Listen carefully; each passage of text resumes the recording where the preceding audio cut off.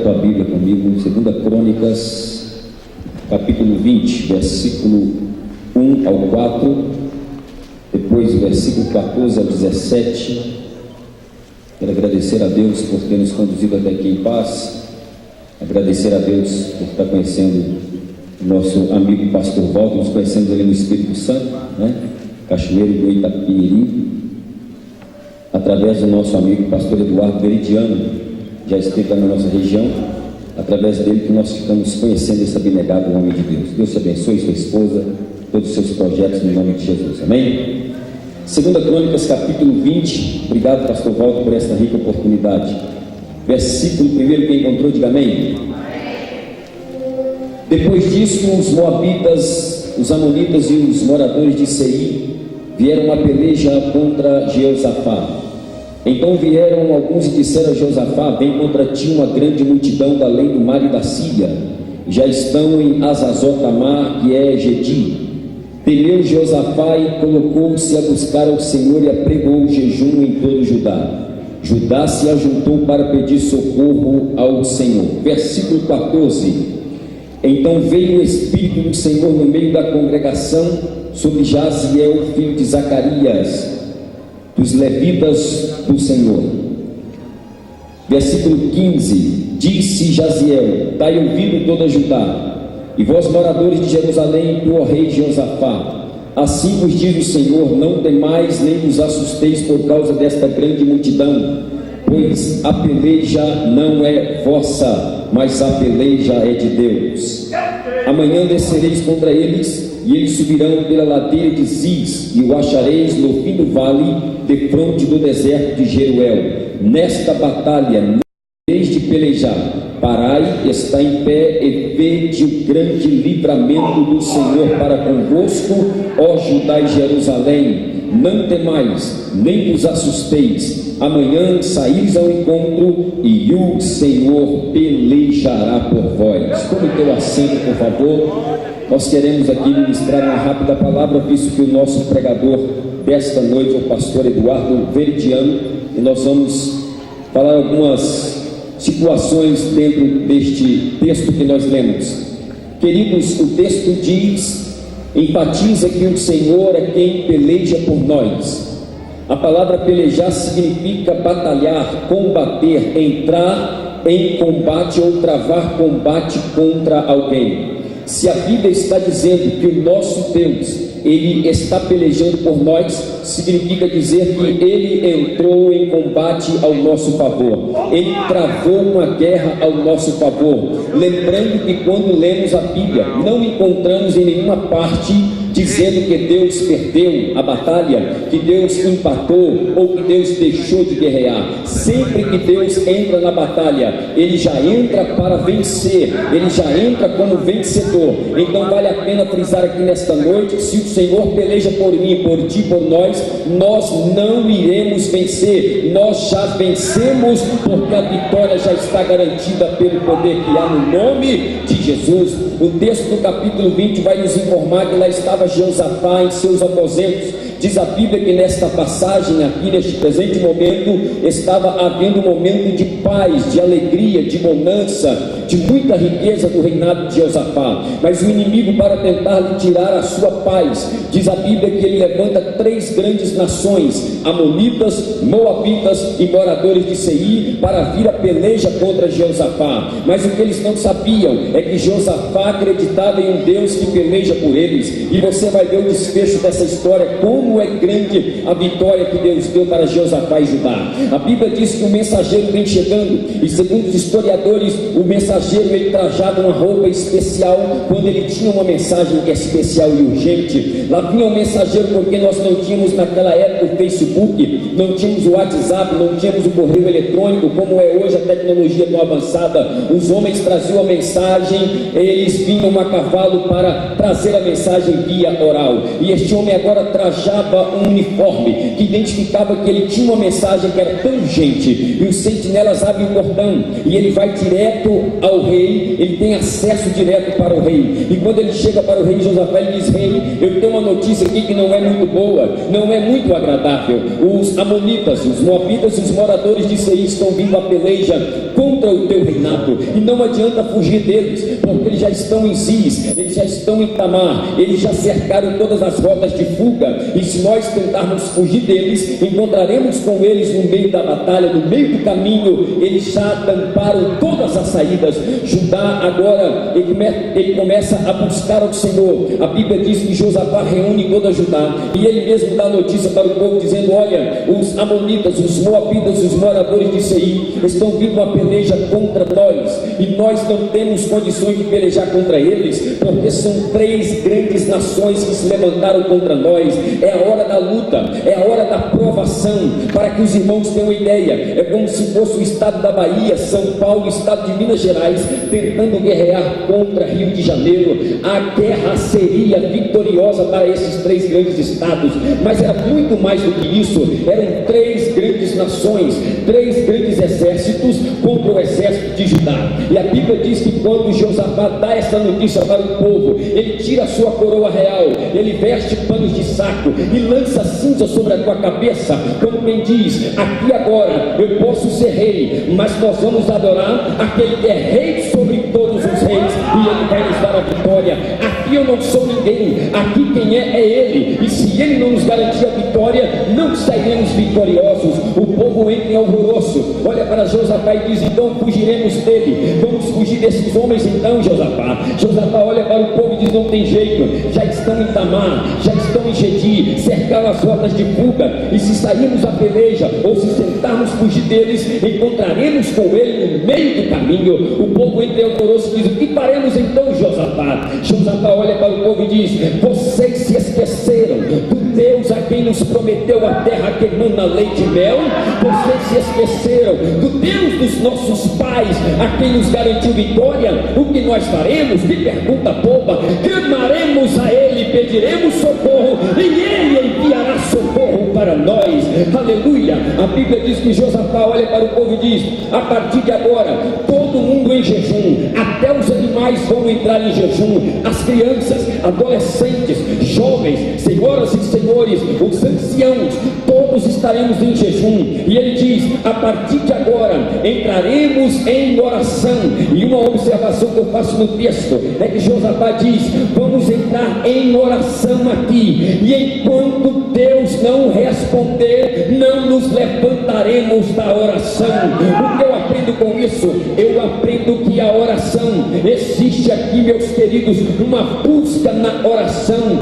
Existe uma busca na oração.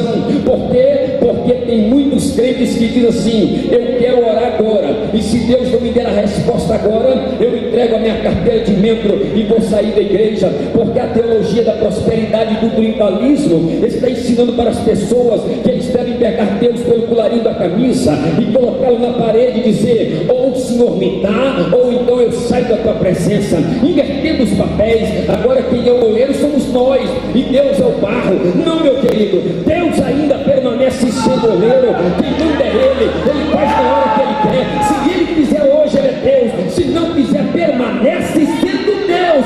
A ele toda a glória e todo o louvor. E ele diz: persistiremos na oração, e enquanto Deus não nos der a resposta, não nos levantaremos da oração.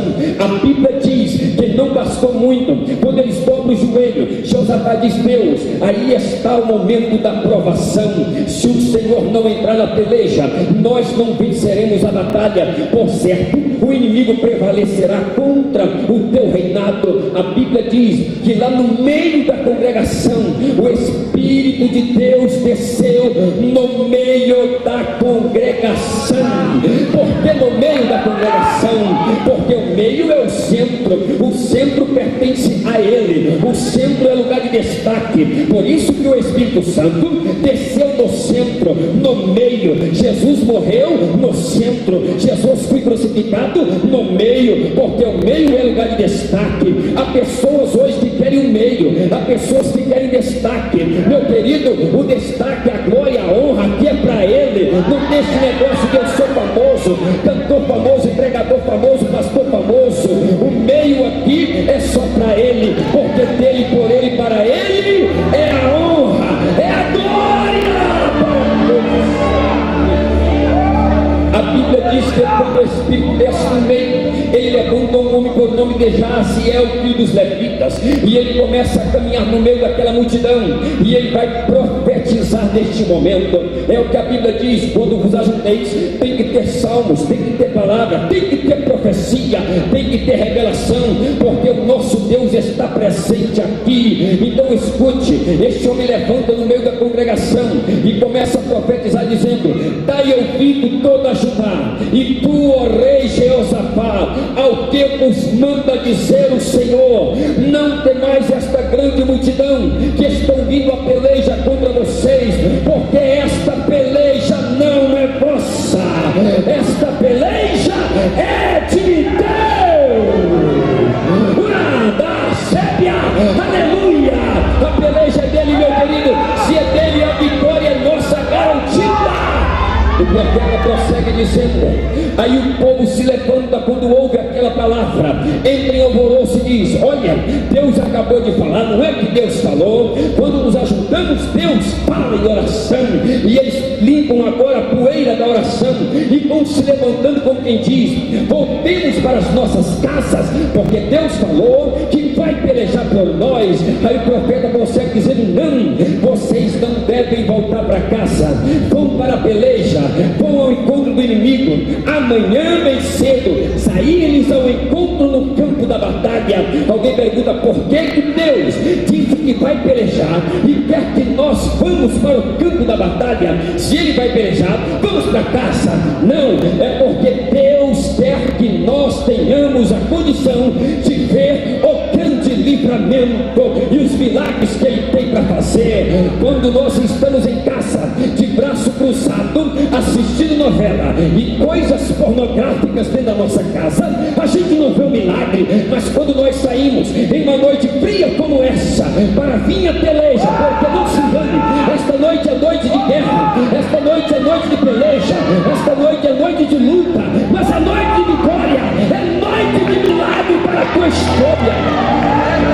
Aleluia, saímos ao encontro, e quando vocês saírem ao encontro, vocês verão um grande milagre que Deus há de fazer. A Bíblia diz que Deus manda este povo ir lá para o vale de Iberaca. Vale é sinônimo de provação, vale é sinônimo de luta.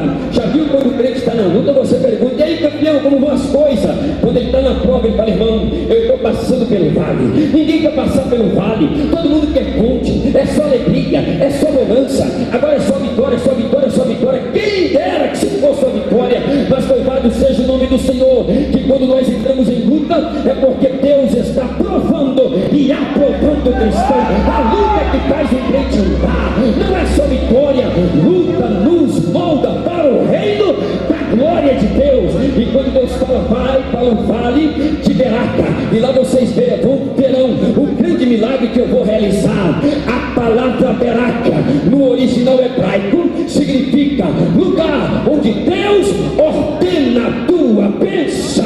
E o que é bênção? Favores imerecidos de Deus. Ei, esta noite você está no vale, está no lugar certo, porque é nesse vale que Deus vai ordenar a tua bênção. Aleluia!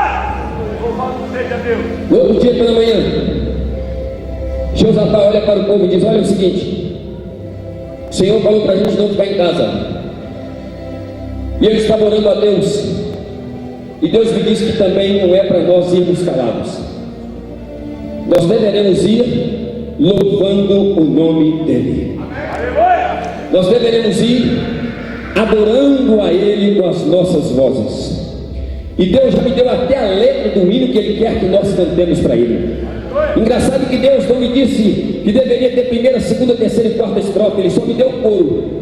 Nós vamos entrar no coro nesta noite, mas a vitória vai ser grande para nós. E o povo diz: é simples, irmãos. O que eu aprendo com isso? Eu aprendo que nós não precisamos imitar o mundo. O nosso Deus dá a letra, o nosso Deus dá a melodia. Não precisamos imitar o funk, não precisamos imitar o arrocha. É um tal de arrocha gospel, forró gospel, funk gospel, agora tem até inferno gospel. Mas Deus nos livre aqui esta noite, porque o Espírito Santo não precisa plagiar. Ele dá letra, Ele dá melodia, Ele dá canção certa.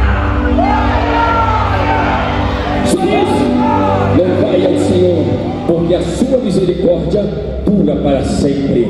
No outro dia pela manhã eles saem, e os levitas estão à frente, todos vestidos de branco. Só os levitas, sem espada, sem lança, sem escudo. E eles saem para a peleja. Josafá diz: vamos fazer aqui um teste, vamos lá, vamos fazer um teste. Vamos sair um pouquinho, vamos lá. 1, 2, 3, todos os levitas, vamos lá. 1, 2, 3. Louvai ao Senhor, porque a sua misericórdia dura para sempre. Tá bom, tá ótimo, Deus já recebeu, vamos lá. E o povo começa a marchar cantando: louvai ao Senhor, porque a sua misericórdia dura para sempre. Louvai ao Senhor, porque a sua misericórdia dura para sempre. Parece que eu vejo Satanás e toda a laia do inferno dizendo: perdemos mais uma, porque quando esse povo abre a boca, o Deus dos céus faz milagres. Aleluia! E quando eles chegam no vale de Beraca, lá estavam os amonitas, moabitas e moradores de Seir. Se eu fizer esse teatro aqui, você não der mais um glória a Deus, eu vou voltar a mensagem para o começo e vai virar vigília. O pastor Veridiano vai ficar sem pregar. Quando eles olham aquela multidão, os amonitas, moabitas e moradores de Seir começam a cutucar um ao outro, dizendo: olha lá, todos de branco, é tudo doido, sem espada, sem lança, sem escudo, vai morrer todo mundo. Nós vamos acabar com todo mundo. Perderam a batalha, esse povo é louco. É assim que eles taxam os crentes. Crentes loucos, doidos, grita demais. Mas nós somos loucos e doidos pela glória que Satanás perdeu quando ele ainda estava na presença de Deus. O ódio dele é o que ele perdeu, nós temos de sobra a glória.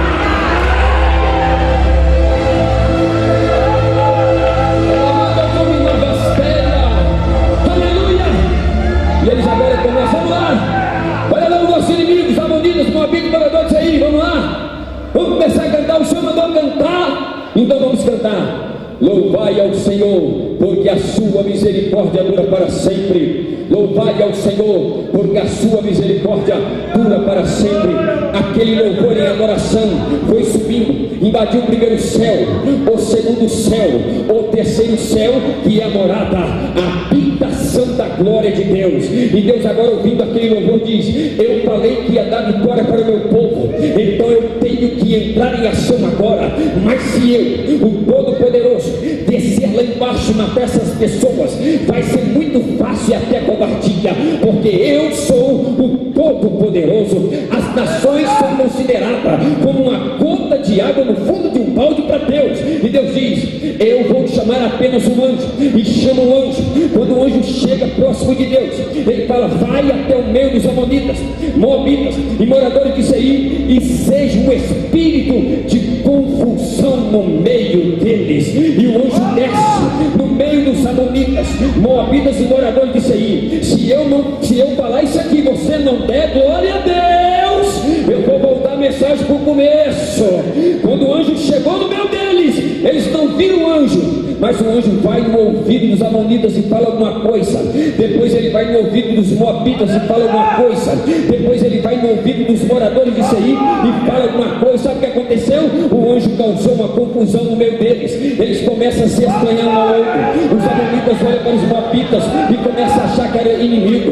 Os moabitas olham para os moradores de Seir e dizem: olha, que camarada estranho aqui do meu lado, isso é inimigo, isso aqui é espinho. Uma moabita sem dizer nada para ninguém, tira a espada e mata o moabita. O moabita viu que a moabita matou o moabita, tira a espada e mata o morador de Seir. O morador de Seir viu que a moabita matou o morador de Seir, tira a espada e mata o moabita. O moabita viu que o morador de Seir matou o moabita, tira a espada e mata o moabita. O moabita viu que o moabita matou o moabita, tira a espada e mata o morador de Seir. O morador de Seir viu que o moabita matou o moabita, tira a espada e mata o moabita. Enquanto eles estavam tirando e destruindo, sabe o que o povo de Deus está fazendo? Estava lá embaixo do vale dizendo: louvai ao Senhor,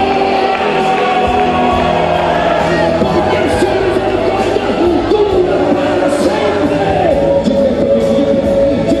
De pé comigo, de pé comigo.